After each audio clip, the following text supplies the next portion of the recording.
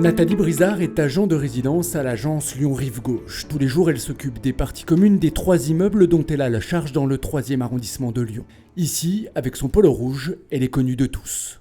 La principale activité, donc, c'est tout ce qui est nettoyage, des parties communes, des paliers, des halls d'entrée. Après, il y a la veille technique aussi au sein de la résidence. Et une veille sociale aussi. Cette veille sociale, c'est un enjeu majeur pour Lyon Métropole Habitat. Aujourd'hui, 24% des signataires de bail ont plus de 65 ans et les agents de résidence sont leurs interlocuteurs privilégiés. Je la guette même, c'est le cas de le dire. La guette, ce que j'admire chez elle, c'est qu'elle vous donne des conseils, des bons conseils, mais elle reste neutre. Elle est vraiment formidable. Pour moi, pas de problème. Merci beaucoup, Madame Dottori. Oh, bah, c'est la moindre. C'est gentil. Parce que c'est vraiment ce que je pense. Je peux te dire, sans prétention, que j'ai un bon relationnel avec mes locataires. Et j'attire les confidences. Alors pour renforcer et améliorer encore ce rôle de veille sociale, Lyon Métropole Habitat a décidé de former ses 260 agents de résidence. La formation est dispensée par une psychologue spécialiste du vieillissement. Elle doit permettre aux agents de mieux appréhender leurs relations avec les locataires les plus âgés, mieux communiquer et répondre à leurs besoins. Si vous étiez la famille d'un résident vieillissant, qu'est-ce qui serait important pour vous que l'agent de résidence apporte à votre parent ?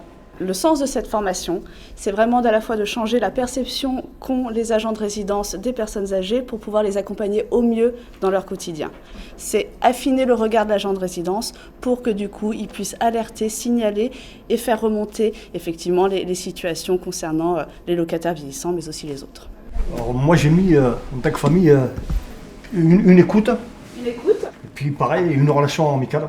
On nous explique un peu ce qu'est le vieillissement pour se comporter vis-à-vis d'eux sur certaines situations, pour éviter un petit peu de rentrer dans l'affectif. Parce que je sais que les personnes âgées, elles ont toujours besoin de quelqu'un 24 heures sur 24 et il faut lâcher un peu. Pour Lyon Métropole Habitat, qui a placé la transition démographique au cœur de sa stratégie, la formation des agents de résidence est une étape majeure puisqu'elle va permettre d'élargir leur mission auprès des locataires. On souhaite effectivement que la part de la veille sociale soit complètement intégrée dans leur définition de fonction et également dans leur activité au quotidien et qu'ils soient légitimés dans cette action-là. Je pense qu'on est précurseur. Au-delà de la formation, c'est toute la reconnaissance de ce rôle qu'on souhaite faire porter à nos agents de résidence et le fait de le déployer à l'ensemble, à l'aune de la totalité d'un organisme. Je pense qu'on est précurseur dans cette démarche-là.